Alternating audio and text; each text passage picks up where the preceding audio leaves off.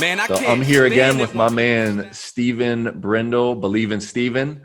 And we're here to talk about two main things, but I'm sure we'll get into more. We're going to talk about church life, and we're going to talk about the new album releasing in early October. So, brother, we were together in some Bible studies back in the early first decade of the 2000s. And, you know, you were attending Bible study here in Pittsburgh. We were going through Romans, and you even taught a few of those Bible studies. Any memories there that you want to highlight or tell the story about what that was like here in the Berg?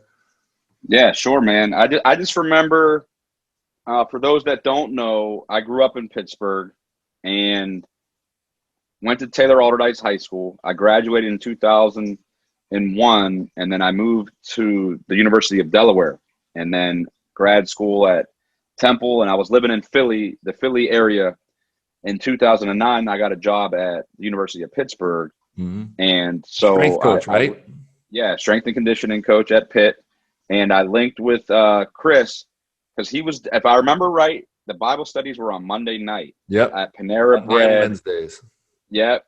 Out by Monday night was Panera Bread, and that was around Monroeville. And then Wednesday night was at the actual church. Yep.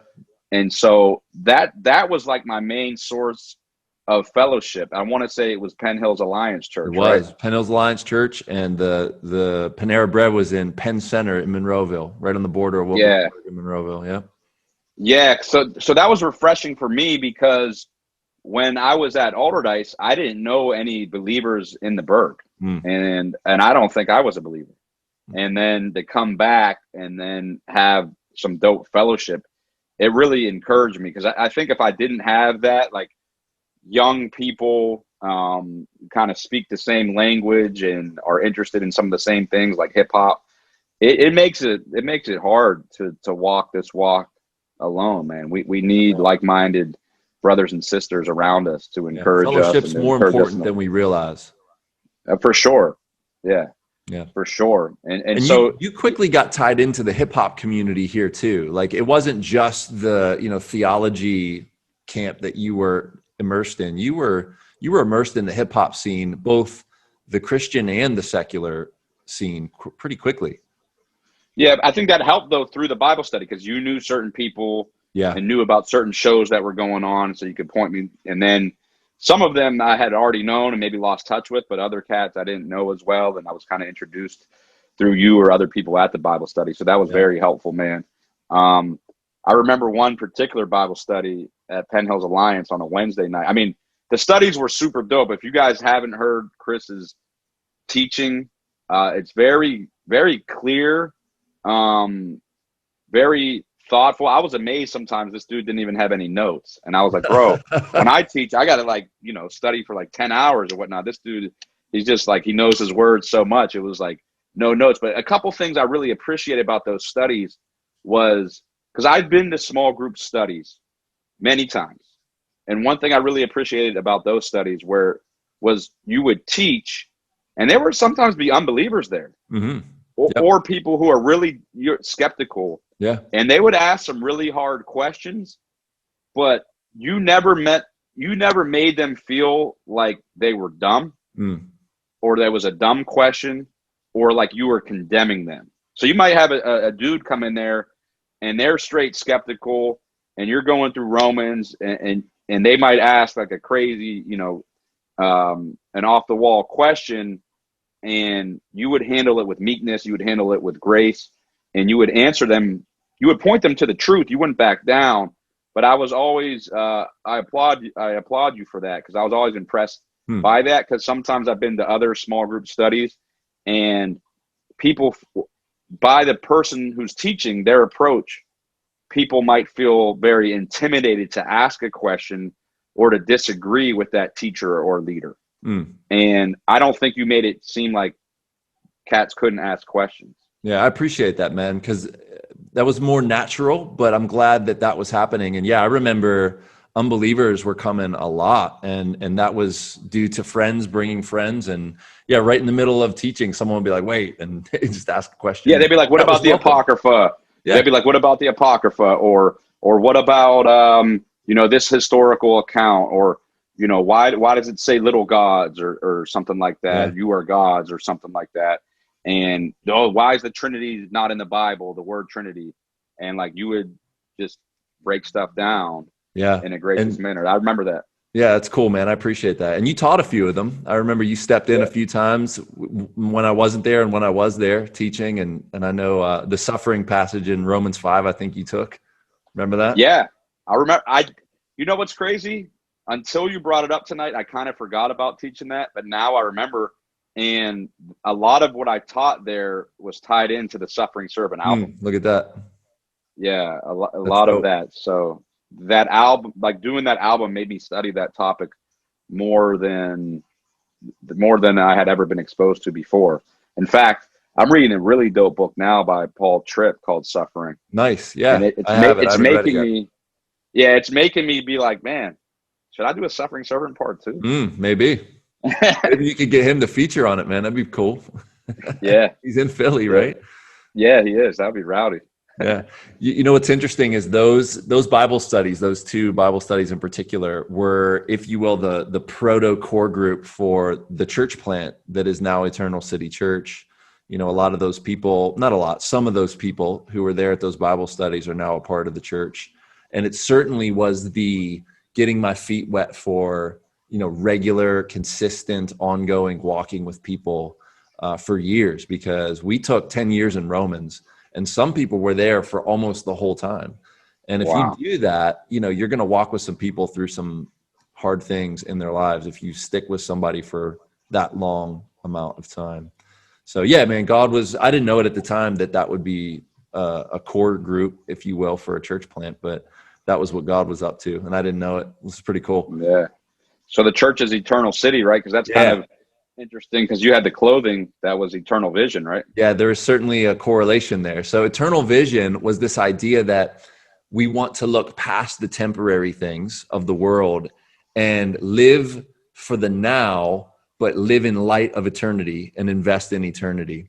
So it was 2 Corinthians 4:18. We look to the things which are not seen, for the things which are seen are temporary, but the things which are unseen are eternal. So that was the verse that Eternal Vision was based off of. And what we did was we just took graffiti artists and had them do pieces and do artwork, and then we put them on shirts and would set up at hip hop events and sell the shirts. It was fun, man. You remember those tables, right, with all the CDs and all the shirts? Yeah, it was fresh. And in fact, I didn't know I still had any. And last week I found one, and I you sent me a picture. That was fresh. Yeah, bro. I remember Shylin came out for his Solus Christus release party and had one of our shirts on. And I remember just being in the back like, what? I had no idea he was going to do that, but I was so fired up that he wore one of our shirts out. You remember that? Yeah. Oh, you know what? I was in Hawaii at that point. Okay. I wasn't at that show. Yeah. Yeah, it was rowdy. I was in Hawaii for about a month with my dad and the University of Hawaii. Yep. Okay, nice. So tell me about your church life now. You did eventually go back to Philly, and you did begin with a local church, and you were pretty committed, and then you shifted to another church, and now you're at a different place where you're certainly rooted. Are you a member? Mm-hmm. Okay. Yeah, why don't you tell that story for the listeners, watchers? Yeah, so I moved back to Philly in late summer of 2010, and the church that I was going to previously, I became a member there in 2008. I just kind of came back on board. That's Epiphany Fellowship in North Philly on 17th and Diamond. So I was going there for a number of years, for another 5 years. So I think all in all, I was there probably, I want to say close to 7 or 8 years. Yeah. I even started going there when they had Bible studies in the basement on Thursday nights. What is Eric Mason and Deuce, 2006. Right? Yeah, Eric Mason and Deuce, the ambassador, probably like 2005, 2006. But I was going to Antioch in Philly at that time, and then I transitioned over to Epiphany. So I came back 2010, was going to Epiphany, and was there a good 5 years before I found out that one of the guys who was actually in my new members class back at Epiphany was Brian Davis. And I knew Shylin all the way back from 2002 is when I first met him. My brother introduced me to Shy way back then. It was All-Star Weekend, I remember, 2002 in Philly. Nice. And I came to Philly from Delaware. And I had been up maybe once or twice before, but on that trip, I was just like, yo, this is rugged. Like, this is so rugged. Like, I just want to live here. Like, Philly is so dope, because Delaware was like, to me, I was like a hip hop cat from Alderdice, and going to the University of Delaware, it was a lot of like preppy kids, and I just didn't really feel like I fit in, or there was much hip hop culture there. Yeah. Or definitely not underground hip hop culture. And so when I came to Philly, I was just like, yo, and I got to tell the story from when you came to my release party. Yeah. When you came to my apartment and you seen on the hallway up to my apartment, you seen like a throwy, some graph, and you were like, yo, this is where you live? That's rowdy. So when I came to Philly, I met Shy Lynn, and I was like, yo, this is rowdy. Like, it's just so rugged. It's grimy. Mm-hmm. It's just like, I love the culture. It felt like hip hop culture to me. We always considered Philly from Pittsburgh the mecca of Christian hip hop, because you had the Cross movement, who then, you know, inspired so many others, Jay Silas and your brother and Shy and Stephen the Levi. I mean, all the Lamp Mode cats originally were in Philly, weren't they? Yeah. And then Trip Lee was in Philly, R. Swift, and you know, a lot of people have dispersed. Yep, Jafai. A lot of people have dispersed since then. Yeah, but those early days, man, Philly was it, bro. More than New York, more than what was going on down south. I think Philly was it, in my opinion. Yeah, and a lot of those cats all went to Antioch at one point, and then all went to Epiphany at one point. Now, neither of those churches would call themselves hip hop churches, and same with Risen Christ Fellowship. We're not a hip hop church. So that's where I am now, as a church. It's called Risen Christ Fellowship. It started in 2015 with Brian Davis and Shy Lynn. And Brian Davis is also a rapper, God's servant. Right, but not much anymore, kind of like Calm One. So he was very active, but now he's more active pastoring than he is rapping. I get it. It's hard to do it all, man. Yeah. So, and then Shy Lynn, he kind of realized like a year or so in that he wanted to still do the rapping and still wanted to do some of the touring and writing books and things like that. So he's no longer pastoring, but he's still a member. He still teaches from time to time. But the church is now led by Brian Davis and Ant Coughlin. And Ant Coughlin's also a rapper. He's on Glory Thieves on the song Crown Down. He's also on several of Shy's projects. I think one of Stephen the Levites. And he's a dope MC as well. Nice. So both rappers, but they're a little bit more active pastoring now than rapping. But yeah, I'm a member. I became a member in 2016, and basically with that membership, which is something that I think is good. I think church membership is a good thing. Agreed. For those watching, it basically was a process where you attend a course and they explain all the doctrines of the church, what they believe in and whatnot. And then you have to write up a testimony.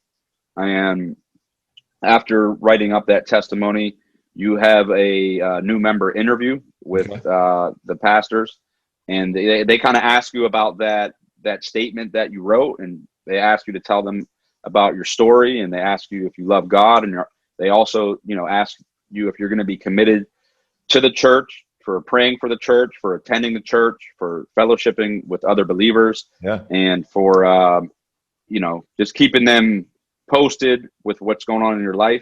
And at first I was a little intimidated by that, because I had been a member of Epiphany before, but just the way it was worded, I was like, yo, are they going to be like hitting me up every day, be like, yo, did you sin today? Because I'm like, I know I sin every day. So I'm like, man, it wasn't like that though. It isn't like that. They've been very loving. They've been able to do a good job, I think, of pastoring by checking in. And I think it's hard to do when you have a very huge congregation. Sure. But I do commend them for trying to set up times to meet, times to talk. Mm-hmm. And they currently do that now, even 5 years in, and after some growth that we've had in the church as well. It looks a little different now because we're doing stuff more virtual now. Mm-hmm. Like basically on Sunday mornings, I go to Fanatic's house from Cross Movement, because he's a member. Okay. I go to his house because he leads like a group to watch the virtual sermon. Nice. And so that's kind of like, you know, how we're getting it in. Yeah, with, some with of the our fellowship. groups early on were doing that. We're open. We've been open since Yeah. Days Green, but yeah, some churches have chosen not to. Yeah. They do a 9 marks of a healthy church. Mark Dever and Jonathan Lehman, those guys. They do that kind of style membership, right? Yeah, it's very similar to that. And then after that interview, at a members meeting, which we have every 2 months, so Okay. 6 times a year, they'll bring up various issues going on in the church. And one of those is often member additions or member resignations, because sometimes Okay. people might move or people might Sure. want to go to a different church and whatnot. And so basically, one of the pastors will be up there in front of the congregation and they'll share like, hey, Stephen Brindle is looking to join this church. They'll read off, you know, a couple paragraphs of a testimony. They'll be like, hey, we recommend them. Is there anyone who has any reason, you know, any questions about him? And some people are like, yeah, where did he go before? Or what type of doctrine was at that church? Or have you guys really chilled with him? You know, people will ask some questions sometimes. It's good. But it's basically like, hey, does anyone have any reason why this person should not become a member? Okay. And what I've seen is normally that's not the case. I mean, almost never. Yeah. But We have an extensive membership process, but we don't go that far. We do that certainly with our officers. You know, the elders specifically, the members give affirmation of the elders, which is right. Yeah. But not the members. Yeah. But what they will do is, I think sometimes if something comes up in that membership interview or in one of those statements that seems a little off, Mm-hmm. they'll kind of not necessarily bring it into one of those meetings. They'll Gotcha. talk to them in private and be like, hey, we don't think you know, probably are fit for membership, just because it's hard to know if you're a believer. Yeah. So I think they do a decent job with that. That's great. I love it. Yeah. And at some point there was a merger, because one of our elders here, his name's Pete, he was at a church with Pastor Frank. Is that his name? Yep. Frank Letko. Yeah. So Frank and Pete were pastoring a church, and then Pete came to Pittsburgh just as that church was merging with Brian, and Shai, I think, was there at the time. Were you there at that time? I was. Okay. So I think basically what happened was, I think Frank met Brian at a conference, and Brian was talking about like wanting to start a church, or maybe it was Brian knew someone else at the conference who knew Frank, and they reached out to them and was like, hey, you know, Brian's looking for a building because he has this vision for this church, but they don't have a place to meet. And so the church was called Living Hope, which is in Roxborough, the Roxborough section of Philly, which is not quite where Brian and Shai had envisioned, because it's kind of like imagine if Penn Hills was in city limits. Okay. It's kind of like on the fringe, and it's a little bit semi nicer area. And like Shai and Brian were like, man, we want to be reaching, you know, the hood. We want to be like in the hood, and that's where we are in Germantown section, in the Germantown section of Philly. But yeah, Pastor Frank was gracious enough. At first, it was like Living Hope met, I want to say at 10:30. We met at 12:30, and their attendance was starting to kind of go down. And so eventually it was just like, hey, why don't the people who used to be at Living Hope, you know, they could just start coming to Risen Christ. And that's kind of what happened. Nice. Some people weren't down with that, but plenty of them were and are still attending to this day. That's great. I love it. And then we got a new building in, I want to say, the fall of 2017. Okay.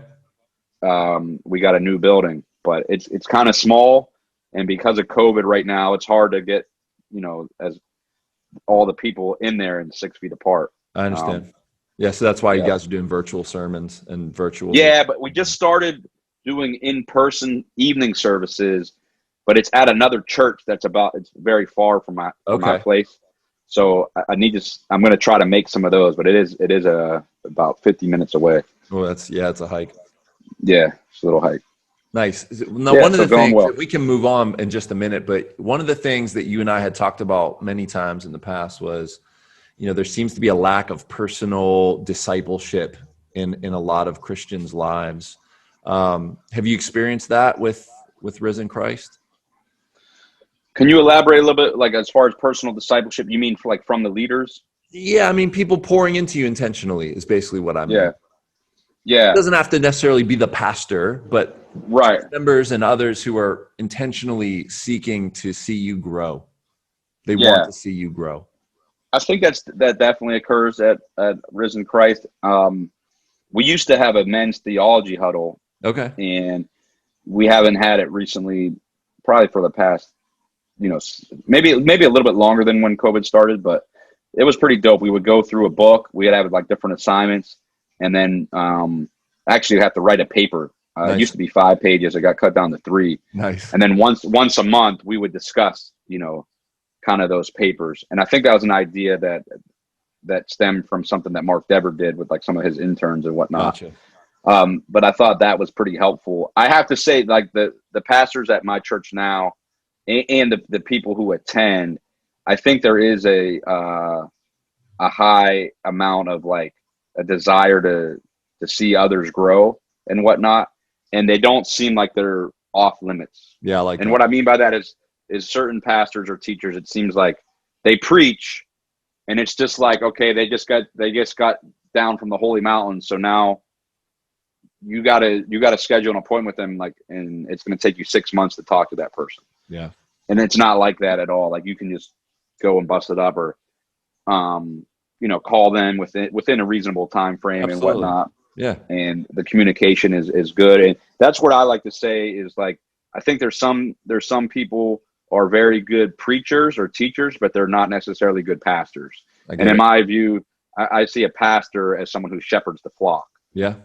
Because they know they have to give an account for the flock. So I see a pastor as someone who is not only able to teach and break down the word, but someone who has a care for God's people and is going to try to lead them away from danger.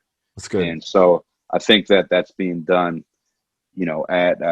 at RCF. So I commend them for that. And they also have, I forget how often it is. I want to say it's about once a month or once every 2 months, where it's pretty much like just a meeting with one of the pastors. Okay. So like they try to be very intentional about that as far as meeting with the flock. That's fresh. I like that. Yeah. Yeah. Thanks for sharing all that, man. That's helpful. No problem.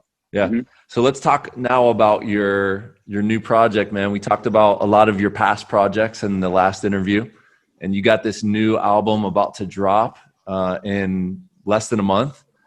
So what was your inspiration for this album, man? Well, basically what happened was the apologist, who is Will from Christ Centric. Mm-hmm. He's the guy he's like the founder of Christ Centric.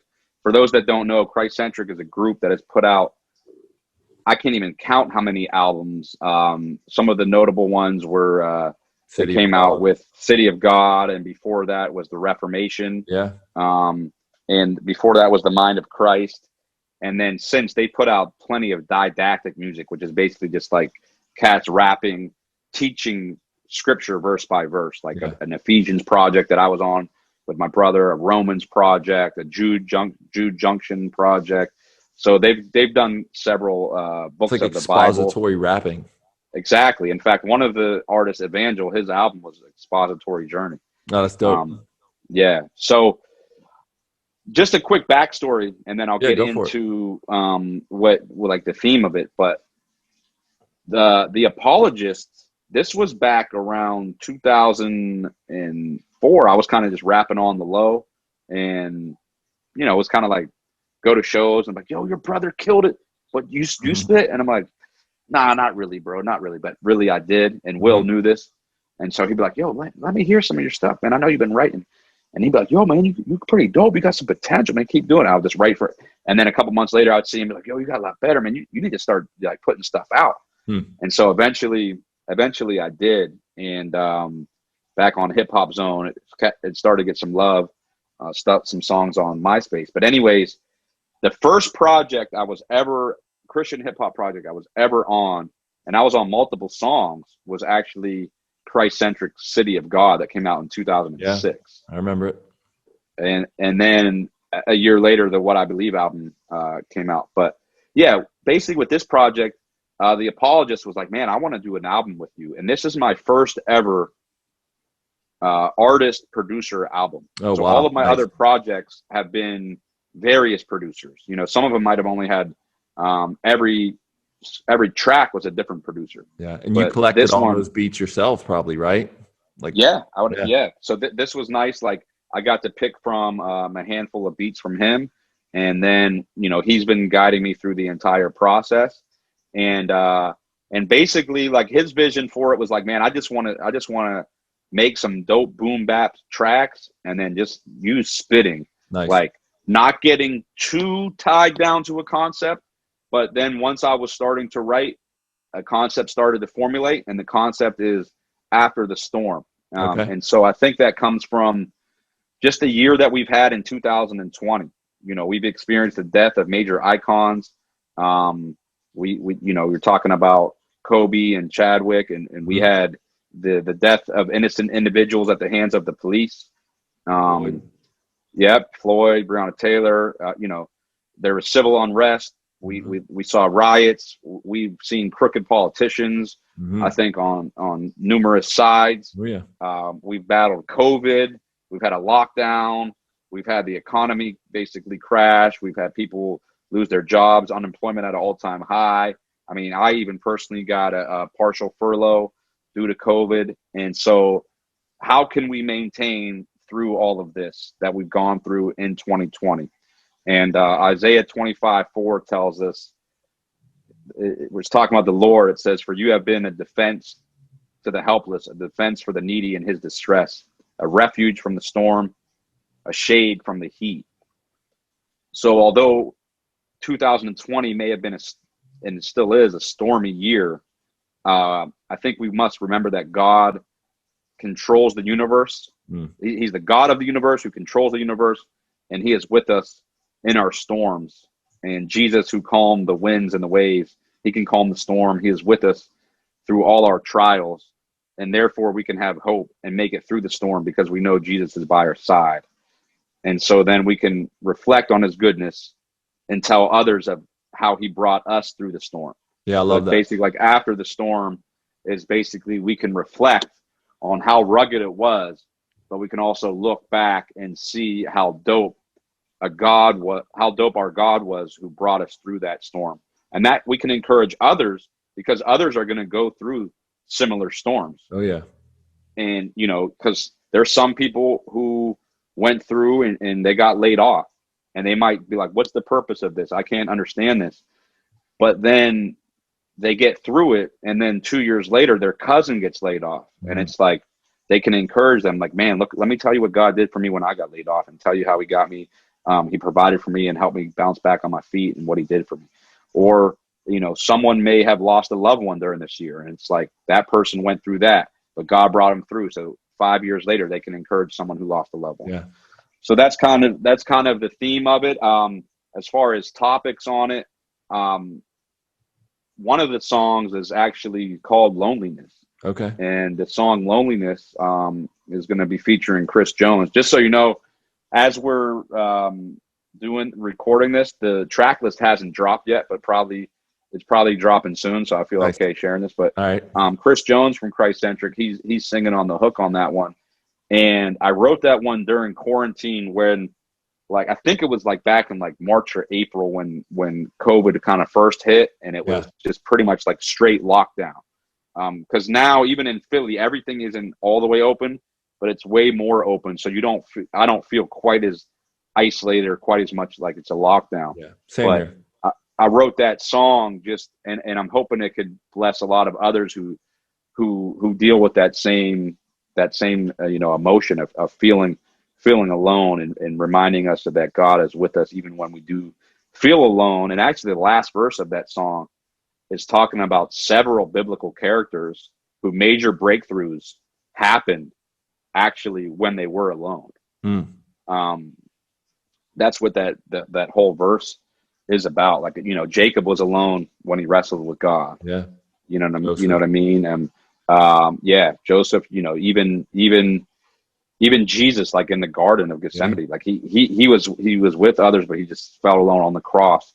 He was alone. John was alone at Patmos when he wrote Revelation. And so there's just different examples there. And then there's another song. It's dealing with the topic of forgiveness, and that's going to be the single that's coming out this Friday, which is I think September 18th.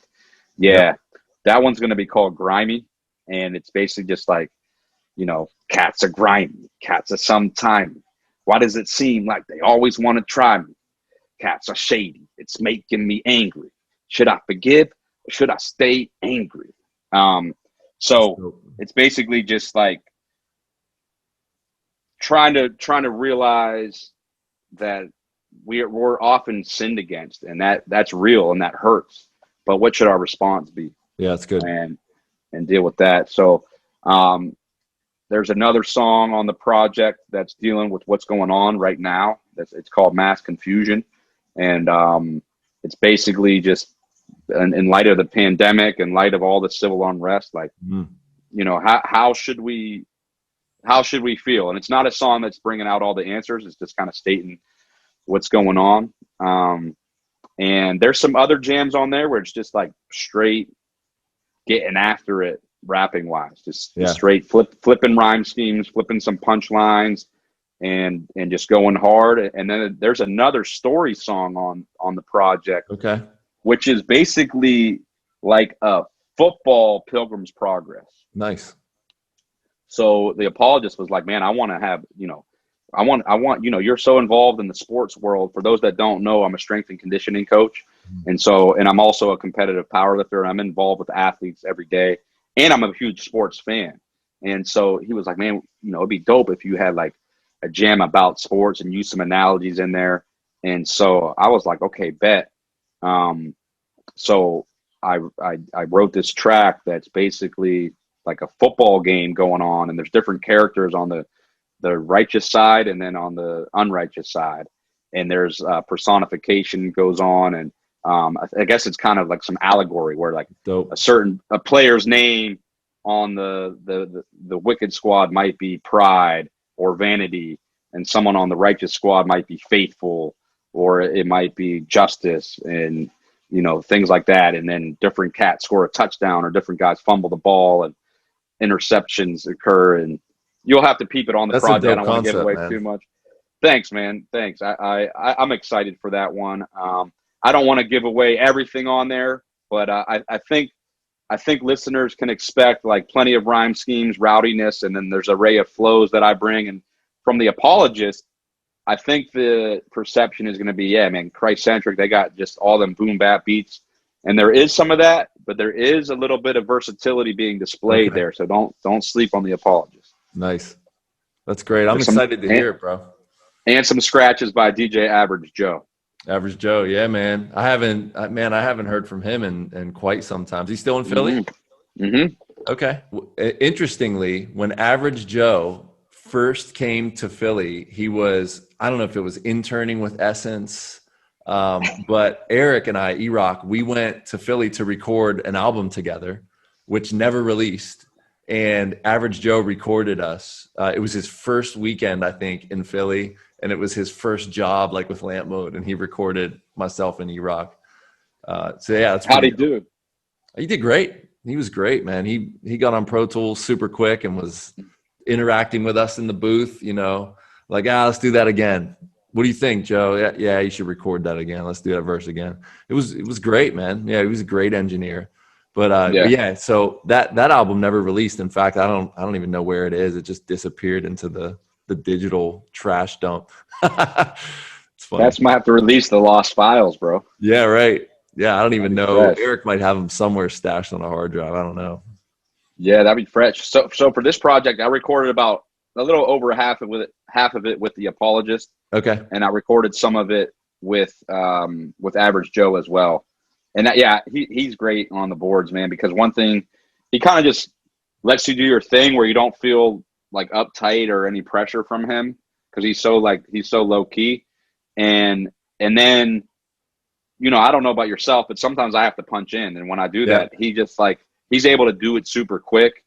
And then my hypes, like sometimes it'll be slightly off and he'll fix it for me. So like, I don't know if you know this, but he's like low key mixing the song while you're recording. As you record. Yeah, that's a good engineer right there, man. If they can mix on the spot. Yeah, he's very efficient. Out of the session with a basically mixed song already. Yeah. Yeah. Yeah, and his setup, he has a dope setup now in his own basement. It's really fresh. Okay. Nice. Yeah. I'm glad to hear he's still around. That's cool. Yeah, he's still in West Philly, lives right up the street. So he has some scratches on there. There's not a ton of features on this project, but Chris Jones from Christ Centric is on it. Well, I don't know if I'm supposed to give away that, but IV Connerly from Infantry, he's on there. We got actually a jam. It's like a West Coast beat, man. Okay. And it has old school West Coast connection, and Dre and Snoop, or what? It has a good theme too. Like the theme, you'll have to wait to peep the album, but I really like the theme too. Okay. It ties in with some of the other songs. So yeah, be on the lookout. Friday, October 9th, 2020, After the Storm, the Apologist and Believin Stephen album is officially dropping. Nice. October 9th. It'll be available everywhere you can buy digital music. It'll be Apple Music, iTunes, Spotify, Amazon, Google Play. It'll be up on YouTube. It'll be up on Bandcamp. And the first single, called Grimy, is dropping Friday, September 18th. So make sure you check it out. We'll greatly appreciate it. It allows us to continue to make Christ-centered hip-hop, because without your support, we can't do it. These projects, they take money. The videos take money. The recording and the mixing and the artwork, it all requires money. So really appreciate your support if you're digging the music. Nice. Love it, man. I can't wait for it to drop. I'm excited. Yeah, well, you might have to get you out of retirement maybe for another album. Maybe someday, man. I'm gonna have to surely dust off the notebook and the pen, man. It's been a minute. When's the last time you wrote a verse? Oh man, it was early 2010, 11, probably. It's been a minute. Wow. Dude. 10 years. Do cats at your church know that you can spit or no? Some do. Yeah, some do. Early on in the church, I was just giving out the album left and right. I was like, here, give this to people, use it for evangelism, and but the newer people, they may not know that. Yeah. What do you think about one day, like, you're preaching on Romans and then you just spit like 8 bars in there, or 16? That'd be fresh. It would be fresh. People would be surprised, I think. Yeah. I think I just broke out a acapella. Yeah. I think that and they'll be like, because a lot of people will do that and they're quoting someone else. Right. And you'd be like, yeah, no boasting, but yeah, the Lord blessed me to write that. It'd be fun, man. But do you remember that cipher we did? Oh yeah. It was like I'm trying to remember the name of it. Spirit Hip Hop posted it. A lot of different sites. Yeah, that was fun. Stay Humble was on it. 3PFD. Yeah, there was a bunch of us on that. That was great. Yeah, I still. It had like the Super Bowl anthem beat, right? Yeah. Yeah. Yeah. I would spit that a lot at different shows, like a cappella. I would just come out and spit that. I remember was it called Break Bread mixtape? Break Bread or Eat Toast. Yep. Yeah. The mixtape. Yeah, I forgot about that. We all did a couple songs and then we just gave that away. Yeah, that was a fun album. I forgot about that. Yeah. Good times, man. Good times. Yeah, brother. So. Yeah, I appreciate you doing this, man. I appreciate you doing 2 parts as well, and sharing your story, man, and sharing your art and the insider world of hip hop. A lot of people just listen to the music. They have no idea what it's like shopping beats and then going into the studio, paying studio time, and then the mixing and the mastering and then our artwork and then all the getting it out there, the distribution chain. It's a lot. People don't realize, man. It is, but I think it's worth it, man. I've said this early on, hey, I want to reach people who are in pain, people who are suffering, and if it reaches 10 people, and that's who the Lord wants me to reach, then I'm going to keep on making music. Yeah. That's kind of my mindset, and so I see it as it can be at times like a lot of work, but I just see it as a blessing. Yeah, and you enjoy it to spread the gospel. Yeah. I do, man. I do enjoy it. Yes. That's great. So maybe just to close out, brother, you could, if you were at a show and, you were finishing up your set and you knew there was a bunch of unbelievers there and you wanted to share the good news, what would you say to them? Man, that's pretty dope, man. Pretty dope question. I would say to them, I would say that you came into this world and you were created by God, and obviously you've seen through others' actions, through your own actions, that we all fall short of God's glory, meaning that we break His commands, we break His laws, and this is due to our forefathers, Adam and Eve, who sinned, and because of their sin, we've inherited sin. And you don't have to teach a baby to misbehave, so you know that this occurs in all of us. How we have devious, evil ways, and if you're honest with yourself, that you haven't lived up to God's standard, and none of us have. None of us have. And in the Old Testament, what they would have to do, because God is holy, God must punish sin because He's a just judge. And because He's a just judge, He must punish sin. And so in the Old Testament, they would have to slaughter a bull or a calf or a goat that was unblemished, had no defect. I mean, something couldn't be wrong with their leg, nothing could be wrong with their skin. And this is to symbolize God and His purity. And they would have to kill that animal and offer atonement for sin. In other words, to show that they were sorry for offending God. But the Word of God tells us that the blood of bulls and goats can't atone for sin. And that's why Christ, Jesus Christ, He had to come. He's God in the flesh. So He created you, but He had to come down and put on a human suit. And He never sinned once. He's the only person ever who's never sinned. He was tempted in every way that we are, but He never sinned once. And He lived a perfect life. And He lived a perfect life even unto death on the cross. So He lived the life that we could never live. And He died the death that we could never die, because He died on the cross.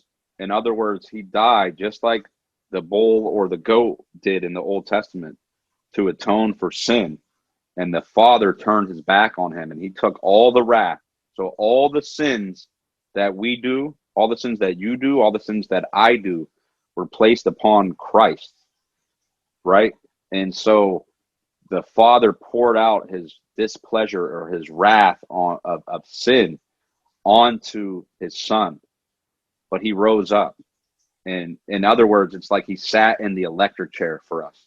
So you and I, so you listening who might be an unbeliever, you deserve to be on the electric chair for offending God. I deserve to be on the electric chair for offending God. But it's like Christ came in and we were about to get electrocuted, and He said, no, I'll sit in the electric chair. Not because they deserve to get off, but because of my grace and my mercy, I'm going to sit in the electric chair and receive the punishment that they deserve. So that's basically what happens with the gospel. The gospel is good news. And after Christ died, He didn't stay down. He rose up to show His power over death. And if you have faith in Him, it's not about the good works that you've done. It's not about the good works that I've done, because we're always going to fall short of God's standard. We're always going to fall short. So you can't earn your way to heaven. And I want to be very adamant about that, because that's something I think a lot of people think that they can do, is if they just live a good life and become a good person, that they'll get to heaven. And that's not the case. That's a myth. That's what we want to tell ourselves to make ourselves feel better about ourselves and to be able to look down upon others. But that's just not the case. We're saved by grace alone, through faith alone, through Christ alone.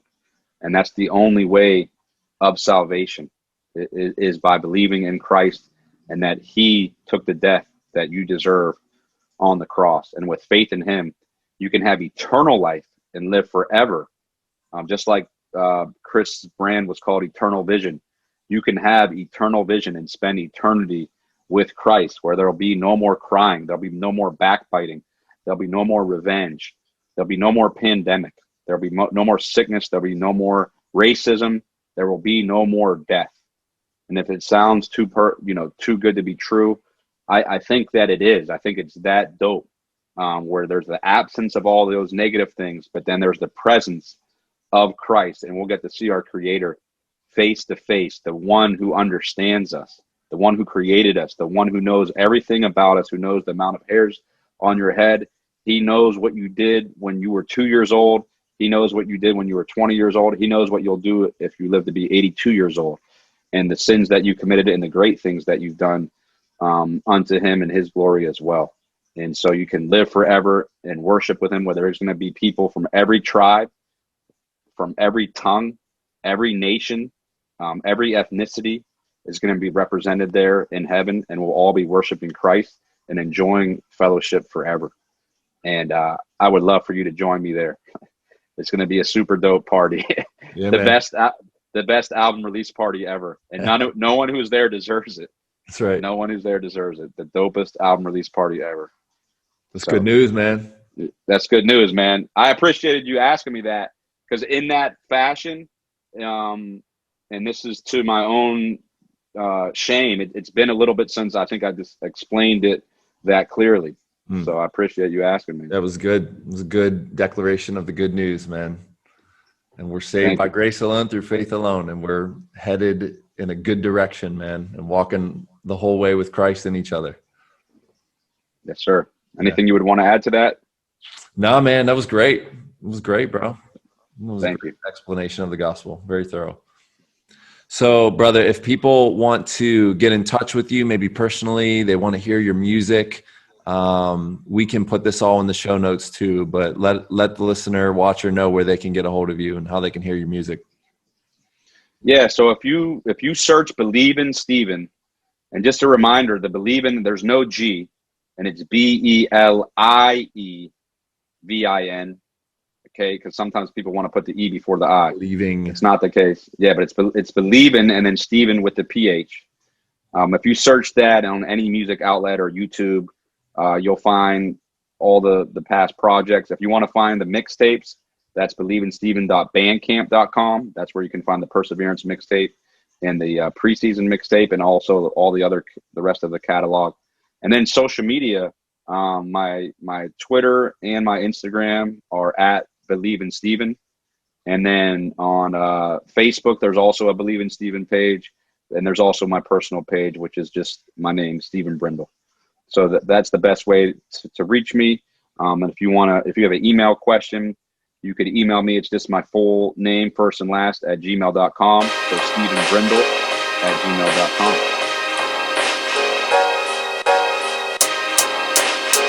Man, I can't stand it when people stab me in the back, man. When they betray me. Especially people you thought you could trust. It's so whack. So grimy. Wanna know what's like the worst kind of pain? The kind of pain that lingers and the hurt still remains.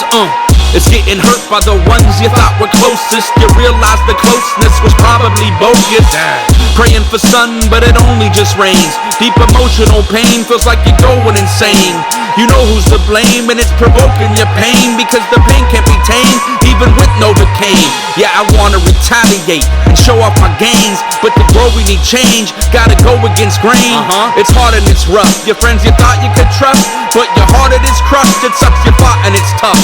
They say they're the truest, but then betraying like Judas. So fake. The way they maneuver, man, they are playing you stupid. It makes me sick to my stomach, cause they're faking, they're putrid.